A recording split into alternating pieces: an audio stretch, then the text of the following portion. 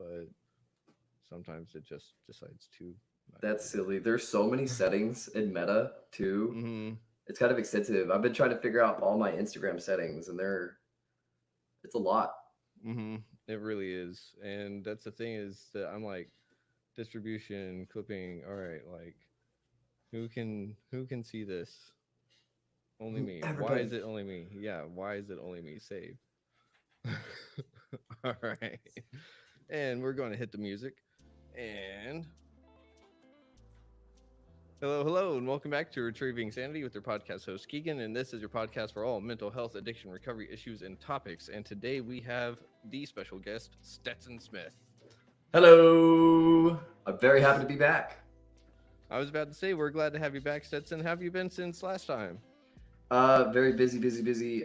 Basically, just working on High Plains Media as I've talked to Mm-hmm. you pretty much since I started this show. We're getting just more and more traction Uh-huh. every day. Basically, every story we do. Sweet. We've gotten some big press passes for big events. We did the Tri-State Fair and Rodeo. That was a Ooh. big deal. We got Hoodoo Mural Festival Ooh. tomorrow. That was a big deal. That was actually kind of hard to get in. Nice. So and we got Amarillo mayor and Amarillo councilman following me now. They like my publications, so it's a That's slow cool. build up, but we're starting to get a little bit of momentum.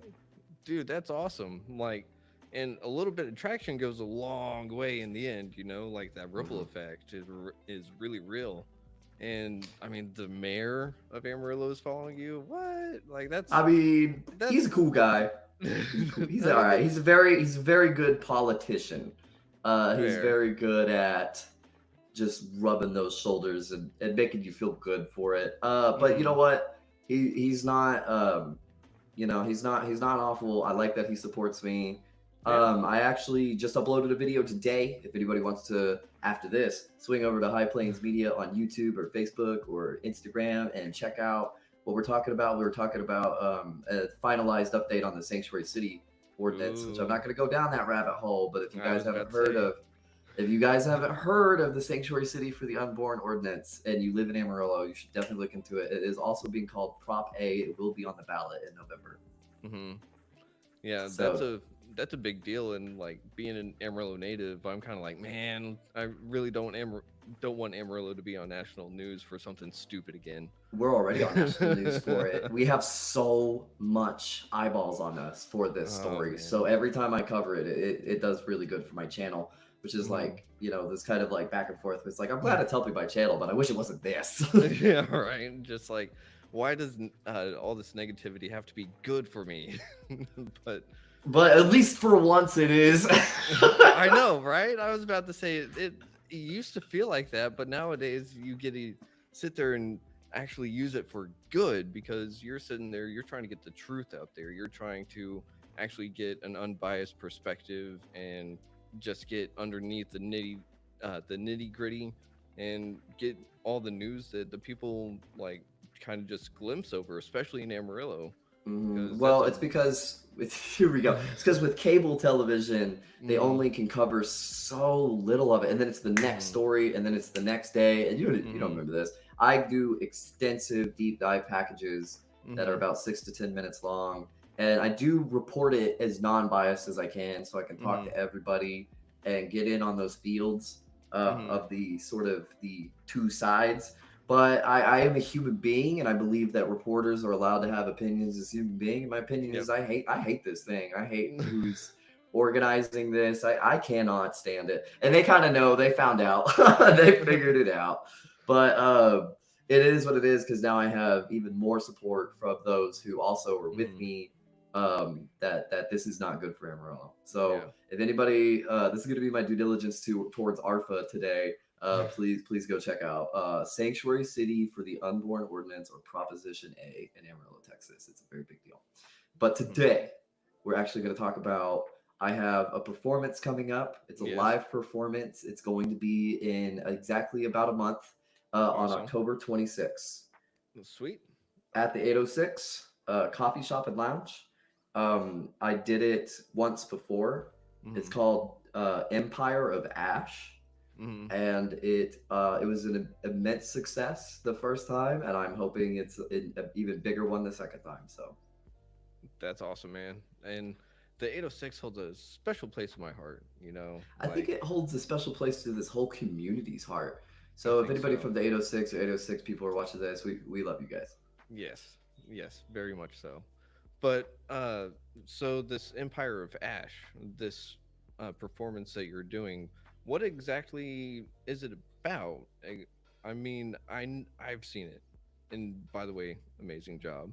You seen it? So, well, I've seen what you've posted of it, and I've seen a little clip of it. So, Oh, okay. yeah. Okay. We did pretty good with the advert reels, actually. I Mm-hmm. really liked how we advertised it last time. Yes. So I actually, it's so funny. When I was making it, I almost had a hard time telling people what this was because Mm-hmm. it almost formed as I made it. It was almost like finished when it was finished. And then I was like, oh, that's what it is. You know what I mean? Yeah. uh, I guess I'm presenting this. Mm-hmm. So how I created it will kind of help explain this. So I Mm-hmm. wrote these 8 poems, spoken word pieces, whatever you Mm-hmm. want to call them. And I wrote these 8 different pieces, and then I threaded a story through it. Mm-hmm. And then I created these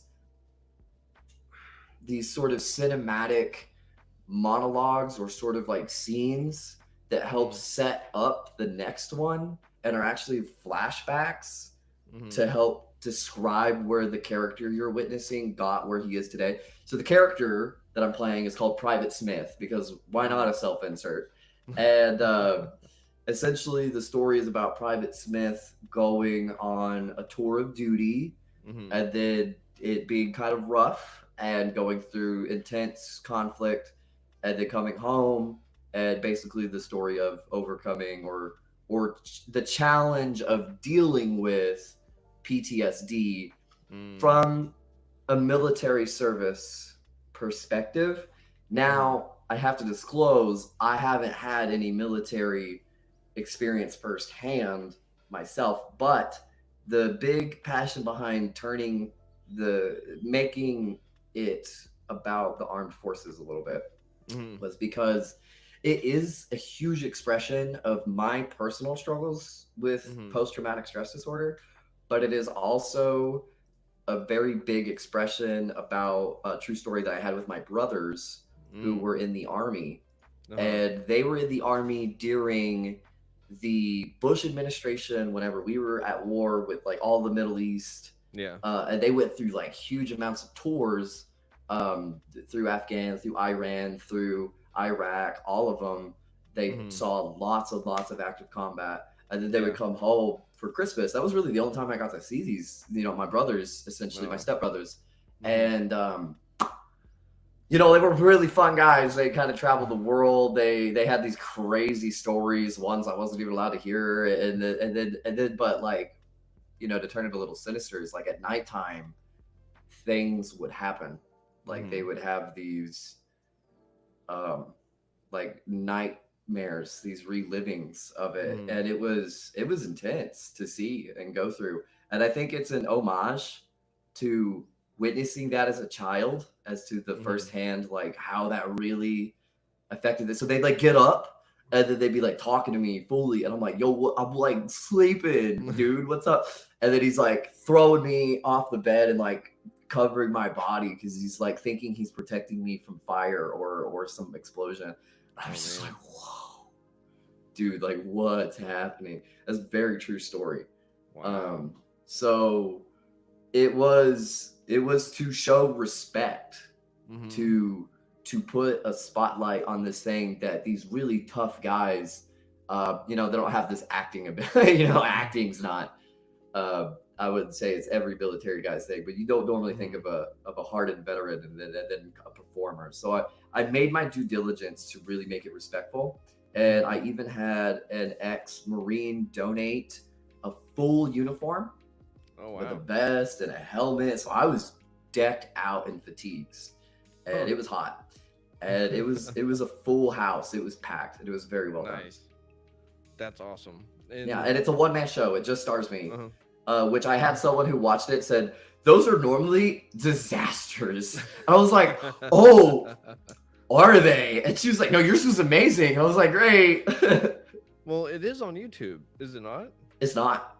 It's not? Okay. We were going to record it, and then we Uh-huh. forgot to hit record. Oh, no. Yeah, we had the camera set up and everything, and then we started the show. Here's what happened. The place that we set up at didn't have Wi-Fi. We didn't know about it. And so the lighting cues that my girlfriend had built for the entire performance wouldn't work without Wi-Fi. Oh, no. And which, you know, we still did the show, but because of like this anxiety of our first organized performance and then this little hiccup that we tried to like figure out and stuff in the moment, and then I just started. And then I literally, as I was doing my opening scene, I looked at the camera in the back of the room and I was like, I know that's not on. Oh, no.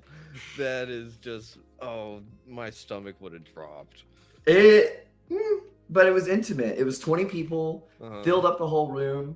It was a very intimate performance. I was like right here, like in the face of my front row audience. And oh, man. it was a good one. I'm not going to do a ton from that show. I'll do a few from that show. But today I wanted to go over a few of my spoken words that I've done before, and we could explore sort of the themes that are in them as far as the mental health that pertained probably when I was writing it. Okay. Yeah, that sounds really good. And I mean, poetry and just written word has a magic to it, a way to express a emotion that just is hard to articulate in the moment, you know?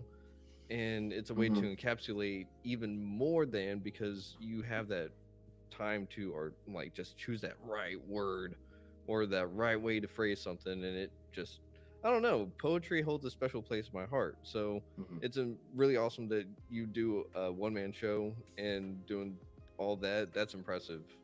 Did you memorize all that, by the way? No. Oh my God. I need to work on it. So because the show wasn't finished until like the day before, it was hard. It was hard. Yeah. Most of it was somewhat memorized by heart. The sort of transition scenes, I focused so much on making sure that those were right, because they are sort of off scripted. They aren't these written pieces or these essentially long monologues. The whole show is essentially me monologuing for about an hour. It's hard. Oh yeah. To memorize.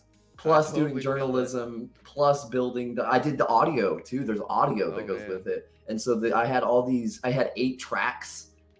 I think I might have had 16 because some of the I don't know. And then some of them are multi-tracked. So it's like all these layers of like the climax is like the war, right? And so there's like a siren going off and guns and an airplane and then like some emotional music in the background. And so it's like I had to like go in there and meticulously play with all this audio. And so that took so much of my time other than getting to remember it. But now it's finished and I have a month. So hopefully I'll be mostly off script. I wouldn't be surprised if I still want my script. Heck yeah. All right. Well, with that being said, go ahead and kick it off with the first written piece that you want to share. Okay, absolutely. Yeah, I was kind of trying to pull it up here. For some reason, I can't find it in my performance files. This is my newest one. Okay. So it may have just gotten misplaced as to where it is, but I've got it right here. This is my newest one. It's called "What a Time to Be Alive. What a Time to Want to Die." Okay. What a time to be alive. I can't afford a house, and there isn't a job out there that wants anything to do with me. And if they did, it certainly would not pay me enough to thrive. I have to watch as an entire class of people enjoy lifestyles and luxuries that I will never be in possession of. And even if I were to magically acquire them, I wouldn't want it, because I'm cursed to know that all of it could only be built and maintained off the impoverishment of others. What a time to want to die, and a time of wonders, to live in a world where illness no longer means certain death, where plagues will no longer wipe out an entire town, where technology could connect me to 1,000 voices in an instant. And for a moment, I feel heard. There are new worlds created every day, in art, in music, in pixels. And for a second, I forget. What a time to be alive. I watch as an entire generation gives up, numb to the hellscape around them. We get online to watch in real time a pandemic, a school shooting, an invasion, and a genocide. I watch as they fear what's to come for standing up to power. Fear consuming my peers, my friends, until they can no longer trust even their allies, as imperfect as they are. What a time to want to die, when I can witness the unthinkable, to see human ingenuity pushed beyond boundaries, beyond the stars. Cures once thought impossible are found, and though the world feels small, it's also so infinite.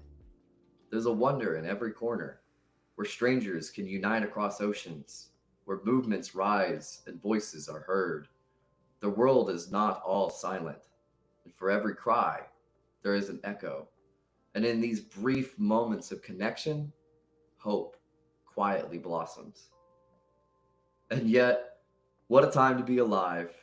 I hear the echoes of collapse as the system fails us, and I stand idle, helpless, watching as the weight of history crushes us, one by one, until we are dust.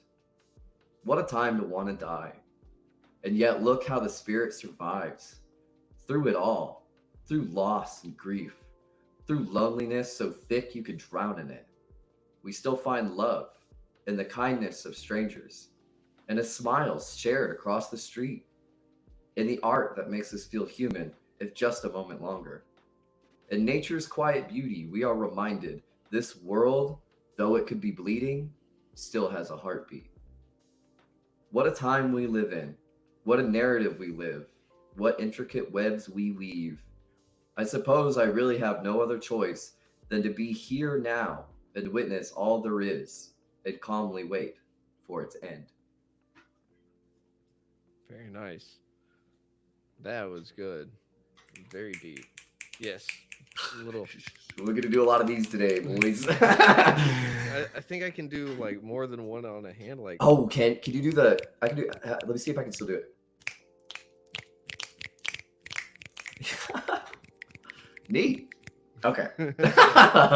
Anyway, so what inspired you to make that one? So Because this one, it was. that one hit really close to home. You know, just Oh. like because I'm right there with you. So this one is, I think, back to what I talked about Hmm. on our first episode. It's sort of like this pendulum swing of the suicidal ideology. Of like you swing in between these two extremes of like, oh my god, it's hopeless. I want to die. Oh, everything's great. I'm having such a good time. My friends are beautiful. Hmm. Oh my god, it's just like it's like this pirate ship ride. And you know, it's of course like in these philosophies, spiritual philosophies of getting centered, you're not swinging so extreme, but sometimes you are. Sometimes you're just on that ride of that really intense swing, and you're like, this is getting really high. And I'm like getting that lurch in your stomach. Yeah, right. Does that make sense? Yeah, it makes total sense. Yeah. Because I mean, like I said, I'm right there with you, especially in that regard. And sometimes those like super highs are the worst to come down from. You know, just like Yeah. The crash. yeah, because Yeah. and it sucks whenever like whenever I know the crash is coming. It's like almost like getting ready for winter. Like I want to hibernate, but like, what do I need to like stay feeling good whenever the crash comes?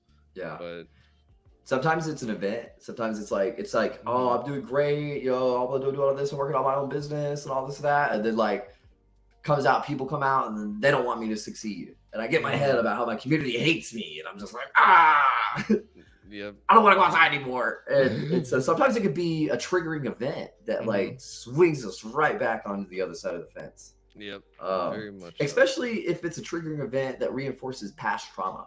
Yes. That sort of reinforces these negative core values that we had to work really, really hard to get over. And then someone just comes in and is just all like, here it is again. Yeah. It's just like, wow, that set me back. And I mean, that's one of those things is that we all experience those traumas from like childhood. And whenever we repeat those, they get so ingrained in us that whenever we start wanting to change and everything in us goes that easier path because it's been instilled in us, you know. And then as we're trying to get out of it, it takes more repetitions to get that neural pathway right. Mm-hmm. And then once you're treating yourself like you said, it's like life comes at you left and right and just, and Yeah. it's like, all Yeah, right. it's or it could be a person. It like sends you this Mm-hmm. unevolved person, and you're thinking like, because you're in such a good place, you want to be loving and accepting with everybody, Mm-hmm. and then they just like, I feel like it's a sense of. So have you watched BoJack Horseman? I've seen episodes. You see the episode. So there's a Yeah. character called Mr. Peanut Butter. Here's my favorite fan theory about Mr. Peanut Butter. Mr. Peanut Butter is one of the most self-loving characters in the show, Mm-hmm. genuinely.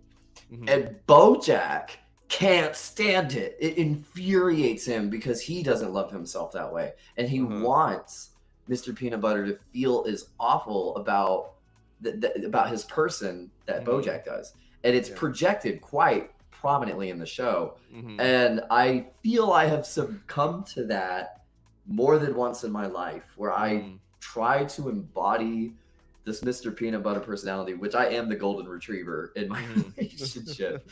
So, but I have very much felt that there has been this absolute jealousy, envy, just this seething. I can't stand this guy because why isn't he as critical about himself that I am? Why can't he behave at this sort of like, you know, if he does something slightly off-putting or embarrassing, he doesn't seem, it just like rolls off his back. It's hardly even like he's sorry. It's because humans are like this. Humans do this. There's no need to dwell on it or whatever, but I really do feel that way. I relate to that. And so sometimes that event of like finally tuning into these people I want to be friends with and get along with hate my guts. Yeah. And it hurts. It hurts really bad because unlike Mr. Peanut Butter, I can sense others' emotions sometimes. Yeah. And so that's definitely its own pain. And that fear of that pain of rejection. Yeah. That's a big one. Like, yeah. And one of my traumas too. Just, but thanks to my girlfriend, thanks to the support I have that doesn't let instances like that sway them, I am able to swing back.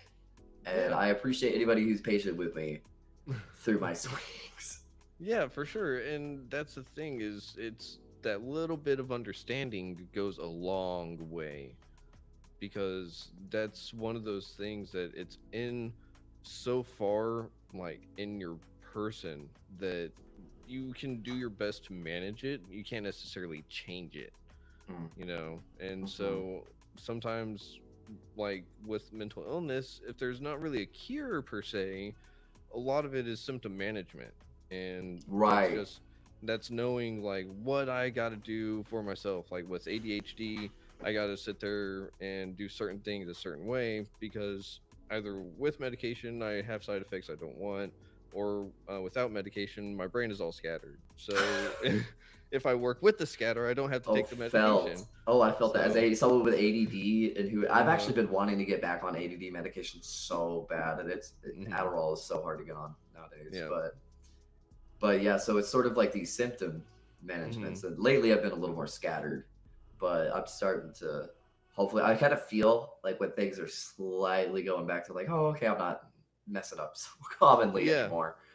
Yeah, and then you get to reinforce that good stuff coming in, and then it helps make the transition easier each time, or at least it has for me. I think support helps reinforce that transition. It does, very much so. Support's a big deal. Because you can only validate yourself so much until you're conceited. Right. So there was a point in my life I got there because right after my stepmom, I felt so rejected from my household and from my peers. That's a whole long story I'm not going to go down. But essentially, the rejection thing was a big deal. So I got to this point. I felt so rejected by my community that I kind of told myself the only person who's going to love the crap out of me unconditionally is me. And I got to embody that. And I became probably the biggest version of Mr. Peanut Butter, probably back in 2016, 2017, where I was like, screw everybody. I am the hottest thing that is ever going to walk through this room. I was a little conceited. People genuinely thought I was a narcissist. But what it was is I was trying to learn to love myself. And that pendulum went from this like years and years and years, like a decade of self-hate. And then finally, like, you know, the person who was pulling it that way, my abuser, finally left. And then I was like, pooh, like it swung really far the other way. And then I had to kind of come back to center through that swing, through that constant swing and swing. And I finally feel like it's getting a little less extreme, but I'm still me. There's still those core symptoms to deal with. And some days are better than others. You know, some days they slip up. That does not mean we're bad people. No, not at all. It just means that, like, you know, there's still more to grow, and that maybe a little bit of understanding from people, less demonization, villainization, and a little more like, well, why don't we discuss with him? Maybe there's something going on. Yeah, exactly. So, because you never know what's going on in between someone's ears. Yeah. So. Yeah. Well, I've got the next one pulled up if you're ready. Yes, sir. Okay. Go for it. This one's from My Empire Bash. This is the closer. Awesome. Yeah. So, I don't know. I thought this was really fun. I thought maybe you'd get a kick out of it. So, at the end of the show, I'll spoil it a little bit. At the end of the show, there's this old cowboy guy. I have this hat I put on, and he's like at a campfire, and there's like wolves howling in the background a little bit. And so, okay, so I'm gonna do the voice because the voice kind of makes it. So I had to explain that. So I'm gonna do an old cowboy voice. Alrighty.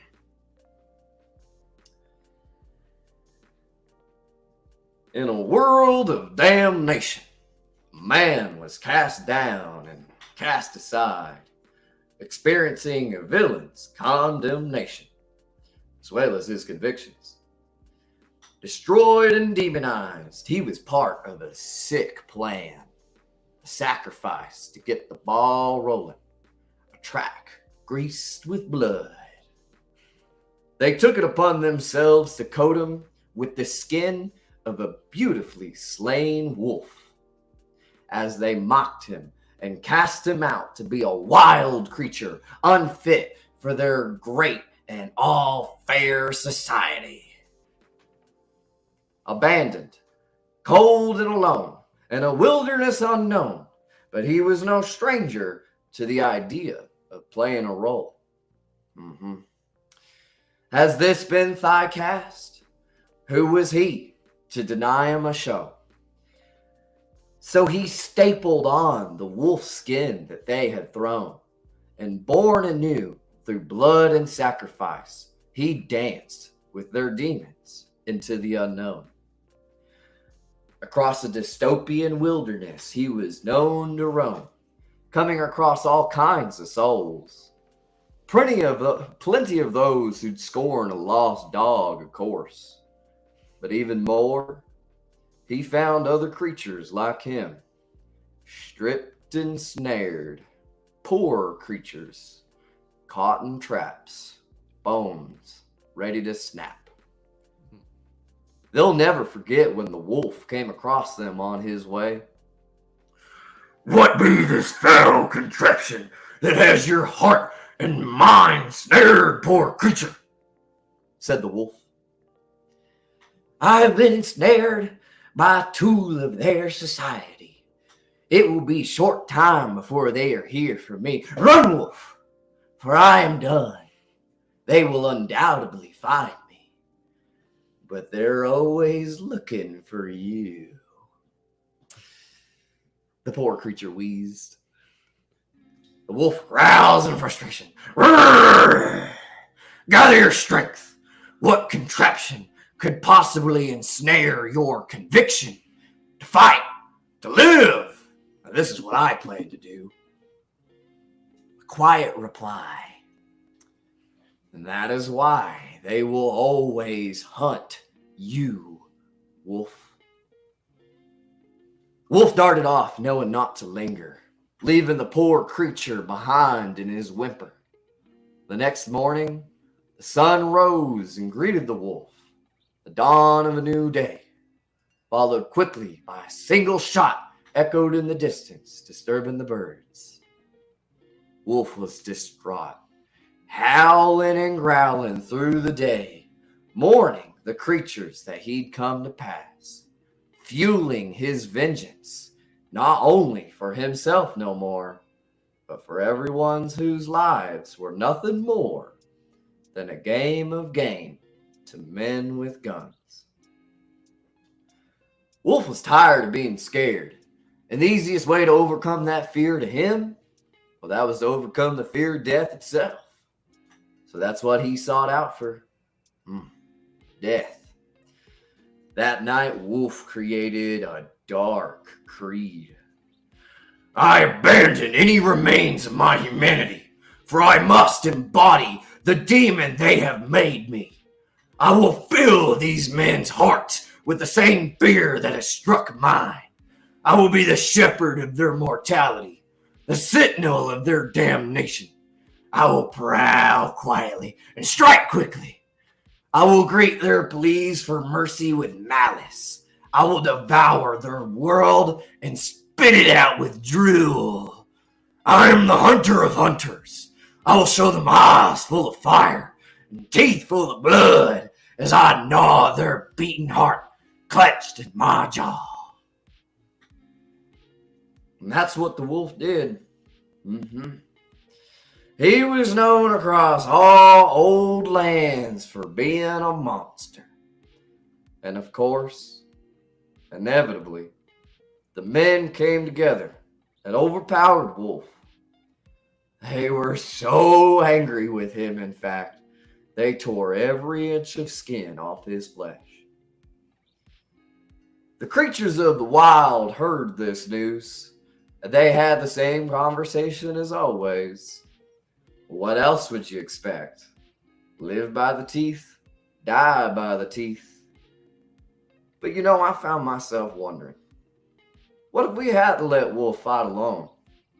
What if we, as bruised and defeated as we are, instead of not to let someone else, who is nothing more than a hurt creature just like us, take on the mantle of being angry for us? To not let him face death alone, as he did for those he came across. Well, maybe if that happened, he wouldn't have been so bad. Maybe he wouldn't have had to pretend to be so big. Maybe if we tried not listening to the mindset of the men who want us dead, well, maybe Wolf's skin could be beautiful once again. Very nice. Takes off cowboy hat. I liked that one a lot. That's the finale. Yeah, that was very deep. There's a lot of stuff in there. Yeah. And so it was like I accidentally wrote this fable. It started with this idea of a man being demonized and then taking a wolf's skin and throwing it over him, and this sort of demonic ritual of just like this, like setting someone up to be the villain. Yeah. And him accepting that. Okay, I'll play this villain for you, and I will do damn good at it too. Yeah. And so he staples it on, and he becomes the wolf, and it creates this cycle, because then he gets skinned again. Yeah. And so I love it. I accidentally wrote a fable. I was like, how do I do this? And then I was like, oh, how cool would it be to turn it into like a story about the big bad wolf? It's a story about sympathizing with the fairy tale typical villain, the big bad wolf. And I was like, this is amazing. And I performed that. I finished it. And then we all stepped outside and we were talking about the show. And I was asking everybody what they thought. And an old close friend of mine who came, it really touched me. He came to me and he said, I feel like the wolf in the final story was the main character we watched the whole time. And I was like, you got it. It is. You got it. You got it. Thank you. It felt so validating that my art just wasn't like that is really cool. So that's the hint. So the character Private Smith is the wolf in the story. Okay. Yeah. Interesting. Yeah. It has a sort of dark ending. It doesn't really resolve. That's why I gave it this. It's not about him overcoming PTSD. It's about him struggling with PTSD. The setting is sort of like, because I sort of thought about it, I was like, what if we really just do the setting where it's him unable to stay asleep, to rest at night, and we give these flashbacks because he's reliving it. That's why he can't sleep. Yeah. And so it gives you this flashback, and then we go back to him on his cot, and he's trying to process it. He's like writing in a journal. And that's how I explained still being on my script.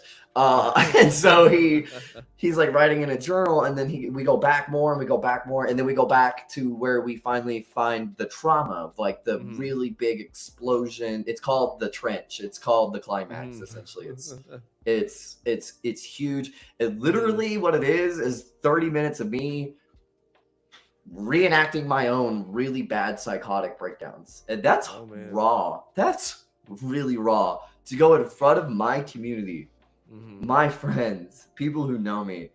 And I don't disclose this, but I guess I will here, that these are reenactments of not just my brothers, but of me losing my mind. And it was very impactful, very powerful. I got tears. I had people crying. And so my mom said she cried really hard at one of them, because she sort of helped me through those episodes. She's witnessed them firsthand. She knew what I was doing. She knew I was doing this as a therapy to have sort of control over it this time. Like, I'm in control of this story this time, even though I'm reenacting something was really dark for me to go through. This time I feel like it's in my hands, and it's really therapeutic to relive it and share it with people in a way that they don't feel like you're freaking crazy. They're actually able to sympathize with the big bad wolf. Yeah. Yeah. That's deep. And thank you for being vulnerable and open with that, because it does take a lot to actually sit there and, first of all, say it, but second of all, to reenact the actual event itself, because in a way, like you said, it is a therapy for you, because there is therapy that you essentially redo a situation. And so you're essentially rewriting your story, like you said, and it's just great. And I also love that it doesn't necessarily have a closing to it, because much like life, there is no actual like ending until the end, right? Yeah. And even then, sometimes not all loops are closed. Right. Like, there's not necessarily closure in anything that we do. And so even if it's what we're striving for, there's just like, the loop is as big as you want to make it, I guess. Some people just say like, yeah, that's enough, and then just like make a little tiny link, and then some people are like, nah, I need the whole thing. What my favorite thing is like, you close the loop, and the end of the loop was just the start of a new loop. You're in a new loop, and then you're back to the closing of that loop, and the closing of that loop was actually the beginning of the last loop, if you can remember. And it's like a Mobius strip. Yeah. Create like an infinity storyline of the, what was that ending line from the dude? It's like, well, I guess that's just how this story keeps perpetuating itself through time. Something like that. Yeah, the old cowboy that was supposed to be God in the bowling alley. But yeah, so with that performance though, how did it make you feel actually doing it, like that finale? Because I was on top of the world. Oh man, I was on top of the world. That pendulum was like, I'm amazing. I felt good. I felt validated. Number one, I've always known my strengths were in acting. I have my acting trophies. Nice. But the only trophies that I've ever earned, acting. But it wasn't just acting, because I also did audio mixing, and my girlfriend did the light cues, and then I had to weave this narrative. I had to write. So I was like, I felt like, have you watched Bo Burnham's Inside? No. Okay, basically he made the whole thing, and it was a whole special. And it basically was like, please welcome director Stetson Smith, cinematography Stetson Smith, audio Stetson Smith. So I'm just like, I can see why people were like, oh, one-man show. We'll go check it out. And then I'm like, wow, he contributed. He put in and put in and put in and put in. And so I I felt good, but then I was also Mm-hmm. kind of like, why am I not doing anything with this? Mm-hmm. Why am I not performing? Why am I not doing movies or shows or something? I got Mm-hmm. casted shortly after. There was a scout essentially there, and she casted me in one of her short films. So Mm-hmm. hopefully, we're kind of there's a postponement on that. So hopefully everything's good with Mm-hmm. that. So I can't wait to be in. It's called Whispers with Nice. CJ Scott. So um, yeah, I would very much love to do more of that stuff, Mm-hmm. and it's very good for my mental health. And I think not doing it has been awful for my mental health. But Mm-hmm. it's also sort of like this. It's just this weird thing. I feel like a jack of all trades because I love my journalism Mm-hmm. and I love interacting with my community. I love sharing stories with my community. I don't want to be the only one sharing stories, but also I Mm-hmm. can come up with stories because I listen to the narratives of everyone around me. I try my best, Mm-hmm. and so um I have this like where do I'm like I can't even lean into my acting sometimes because the news is such a revolving door. And Mm-hmm. so there's sort of this teeter-totting, this sort of maybe I'm still trying to just figure out what I want to do officially, but it's hard to think of like, well, acting takes a long time to get the ball going Mm-hmm. and to become anything. And it's never really stable income unless you become huge. Yeah. And so it's definitely fun to pursue as like this big passion hobby.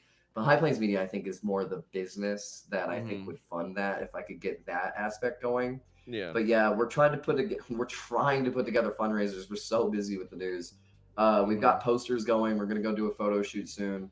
Mm-hmm. And so yeah, we're gonna be at the 806 October 26th at 8 p.m. There's a lot going on that day, but I'd love to see you guys there.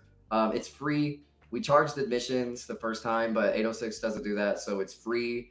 You help us out by purchasing a drink. We get a little bit of that. You could donate to us, or we're trying to put together raffles. We're trying to figure something out Nice. with all that. But I genuinely hope it's packed. If you watch this and you liked my writing, I have seven more and more. And so um please come. It's meant to give you brain food. I love feeding people, and today Chef Stetson is offering brain food. And so just in time for Halloween. Yeah, right? Trick or treat. There is Trick or treat. none. I Woo! also really wanted to do this before the election. Oh, yeah. This is a political piece. This Mm-hmm. has nuances of the current climate as Mm-hmm. I see it. Yeah. And I'm not on the nose about it. There's one, I'll give you a transcript. There's one line I go where I said, we all collectively look to the left for aid and to the right for action. And that is the only line I have in there about the two-party system. Oh, man.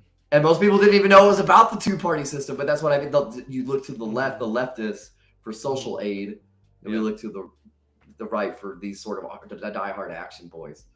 Yeah. That's actually a really good way to put it. I didn't think about that. Nice. Yeah. It's layered, dog. I put Well, loop on loop on loop, and then you think you get back out. I was like, you're just back at the top of the slide. I looped you back up there. and but what's really interesting about that is that that's kind of the way that the society has been for a Mhm, while, you know? And it's mhm, like if you're just like take a family for example, like someone might actually end up getting out of the middle class or the lower class, but in doing so, they don't necessarily take the whole family with them, mhm, and in doing so doesn't necessarily mean they go any further, and it doesn't necessarily mean that they're going to absolutely stay right there either, mhm. you know. And so it's kind of like you're not just catching moments and bits of your life, it's like you're catching the moments and bits of the everyday person that is in like our shoes, essentially like your shoes, because it's your performance, but it's timeless in a sense Yeah. because like we have stories like the Hunger Games and Divergent and all this, and I've seen those Facebook posts where it's like you're siding with the rebellion and stuff in these fictional stories, but you're not doing it in real life. And I'm like, yeah, I Yeah. know, and that's what you're doing. You're showing that sometimes people become that evil thing to make those in power happy, Hmm. but at the same time you're just perpetuating a cycle. It's like an eye Mhm. for an eye. Like in Mhm. the end, no one really fucking wins. Whoops. Yeah. Oh, it's Keegan first this time. I was so good. Yay! So that is the story. It is a story about a man who starts as this rookie in the service. He's this green gill boy. He's just literally the opening line. The drill sergeant. I had the man who dedicated the fatigues to me do voice acting for me. I have some voice actors, so it's not like me talking to myself the whole time. But they're like ghosts because they're not there because it's a memory. And Yeah. so, but it's my drill sergeant drilling me, and he goes, "State your purpose here." And Private Smith goes, "To serve and protect at the highest post of civil service to my nation, sir." And then he goes, "No, your purpose is to kill." And it's just like, oh. And then by the end of the show, he's leaned into it. He's all like, "My purpose is to kill. I am the anti-hero." And it's wild. I love it. It's personally one of my favorites. I want to go back and redo Dead Man's Tale. It's still good. It's where I got my start. But I genuinely want to take Empire of Ash on the road. I want to bring it to a city near you, and with like an Uncle Sam, like kind of. I want you. I'm thinking about it. Do it. Like there's one man shows that go on all the time, and I mean, if you watch the Dr. Scott Bond episode, he is the one that talks about serial killers and stuff. He is doing a one man show himself. What? So yeah, so by all means, you're welcome to try and promote it here because it's going to be heard all over the place. So I mean, that's what this channel is about. It's about supporting other people. Thanks, guys. You know? Thanks, guys. But the show was about mental health. It's about mental health struggles. It's about men who don't feel like they belong back in society once they come from that training. It's about, and you know what's really funny? Let me loop this together for you. I talked about my stepbrothers, right, who went through that service. Okay. They were the sons of my stepmom, and essentially I was under my stepmom for 18 years, so I am sort of like her bastard son. And I realized that she raised 3 men who all now struggle with PTSD, who all, like, they were honored killers, but they did take life in their tours. And I don't want to serve the military, but I often struggle with this PTSD, with this anger. I would call it a killer's instinct, and it's wild. And then now I wrote a story about me processing that through my brothers, and so it's almost like this. I guess that's why I felt so therapeutic. My stepmom is the biggest point of my trauma in my entire life, and so this show, not only being able to express where that led me, but where I saw it lead my brothers, it was nice to close that book. And I think that's why I end it the way I do. To finally, it's really intense at the ending, like right before the one I read. It's like holy crap! I feel like he's gonna shoot up this room. But then I get to the finale, and it's really just this old man reading this story. It's a fable, and I'm able to then turn this crazy real thing. It's like, remember, it's all fake. It's all a show. It's a performance. This is a fable. This isn't real, even though it's real things. I wanted the audience to not leave like, I don't know how we feel about Stetson anymore.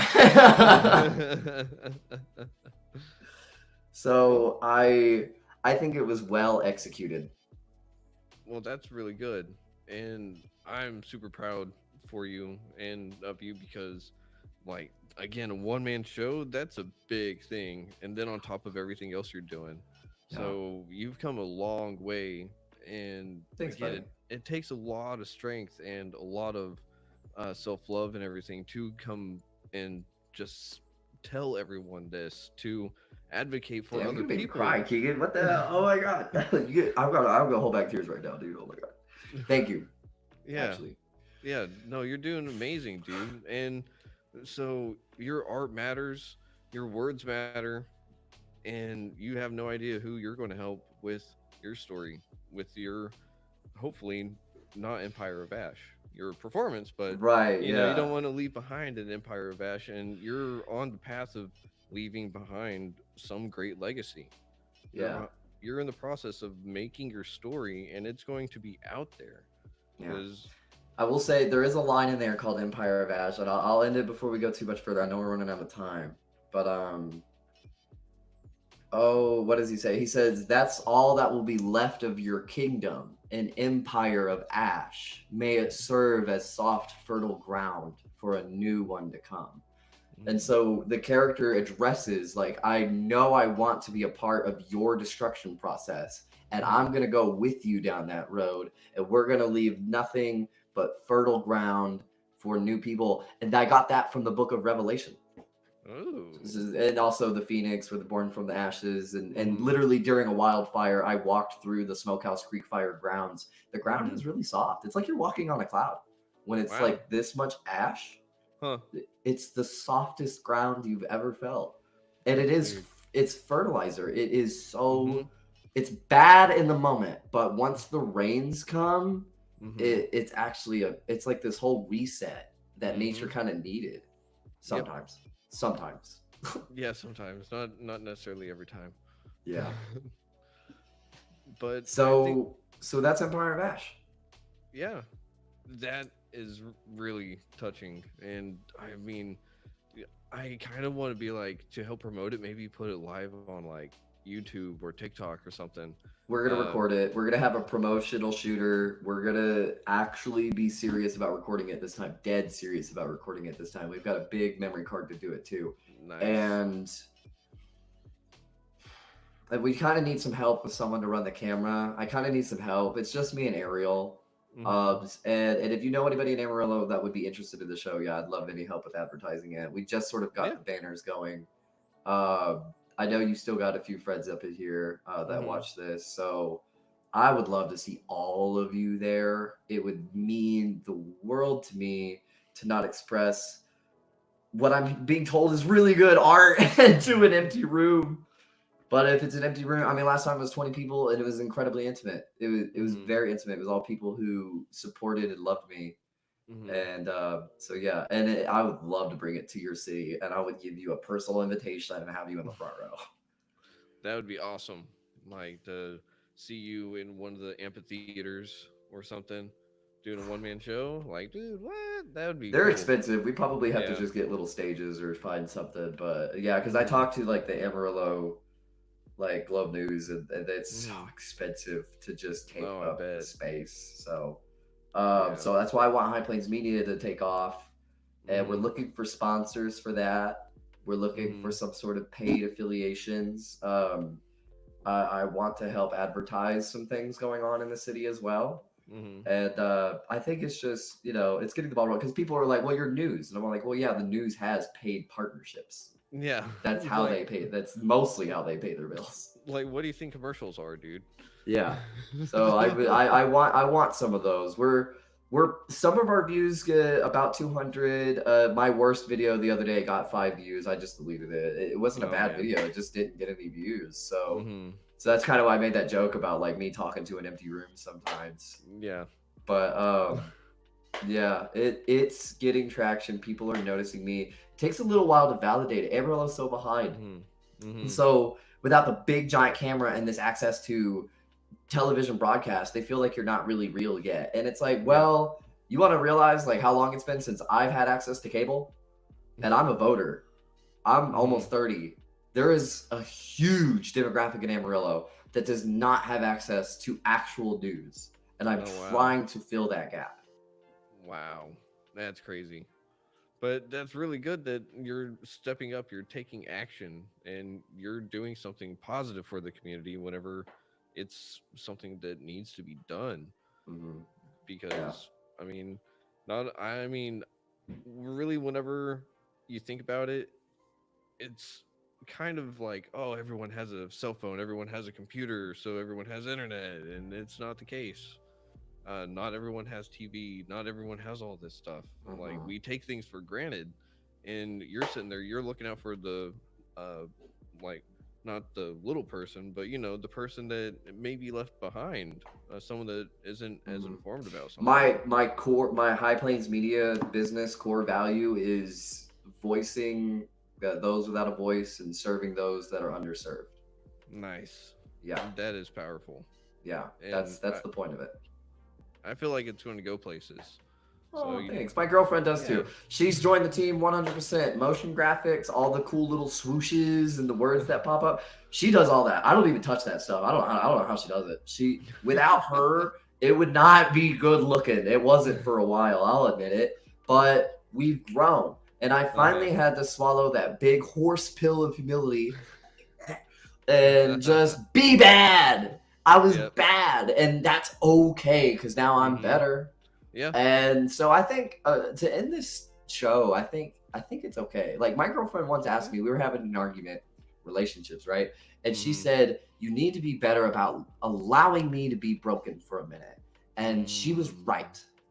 We as a society, I think, could be better about letting people be broken for a time and not demonizing them, because then you're just throwing the wolf skin on them, and that's not fair, and it also might come and bite you. Yeah. No joke. Especially if you're doing that to your girlfriend. uh So, but only the fun biting. Hey, that's where we're gonna end the show. but yeah, we are actually almost out of time. So, real quick, I wanted to ask you, this is probably going to be airing in October. So we're going to assume that it's in October. So do you know what October is? Halloween. Well, yeah, that's like the end of October. Like The month of October, what the national Yeah. month is? Actually, I'm Yeah. not aware. It is actually about mental health. Is it a mental health Yeah, month? Because it I know June is Men's Mental Health Month, but it often gets, there's something else that goes on that gets a little more of the attention. That's okay. Yep. I love them both, but I often try to like mention, it's like, remember, June is also about men's mental health. I almost want to move it. I'm gonna like let them have it. Let's move men's mental health somewhere. We already get shoved out a little bit. Let's move men's mental health to its other month. Yeah. So October is a month of awareness for mental health and related causes. So we've got National Depression Screening Day, which is on October 5th. We have World Mental Health Day on October 10th, and we have ADHD Awareness Month, and we also have National Depression and Mental Health Screening Month. So we can all treat ourselves a little bit extra this October, because now we know that it's just self love, all that extra candy. Nice. So all that extra candy. You're funny. We're on the puns today. All right, I'll be love to disclose that at the performance, and treat yourself in October with a really good performance about mental health. Yeah. Hey, real quick. uh, do you remember the national hotline for suicide prevention? It's 811, isn't it? 988. 988. Wow, what's 811? Is that the digging one? 811 is digging. You're listening. It's 988. Yeah, the dyslexia kicked in. It's 988. Yeah. Yep. So, anyways, if we can teach our children how to call 911 in an emergency, we can teach our friends and loved ones how to call 988 whenever they're having issues with suicidal ideation. So, Stetson, I got to thank you again. You've been wonderful. And Empire of Ash, I can't wait to see it in its entirety online. And again, I mean, I can't wait till you're back on the show. Yeah, I can't wait to do it. We're gonna take a pause on High Plains Media. We've got lots of content we're gonna like stream roll out while we're doing it, but we're gonna not be recording as much. But yeah, can't wait to do it. Would love to see everybody there. Thank you, Keegan, again. Honestly, you really kind of touched me today. Come here, bro. Oh, come on, bring it in. Yeah. Oh, big old bear hug. Oh, yeah. All right. Nice. Yeah. Wow, we're getting real comfortable this episode. And as well, if you can teach your kids to dial 988, we can also all kind of learn to not demonize people for needing that help. Yep, that's very true. That's my final point. Yep. Well, that's right. Well, Keegan, I'm gonna go hit the trail. All right, Stetson. You have Y'all take yourself care a good night. Shalom. Take care, Hap.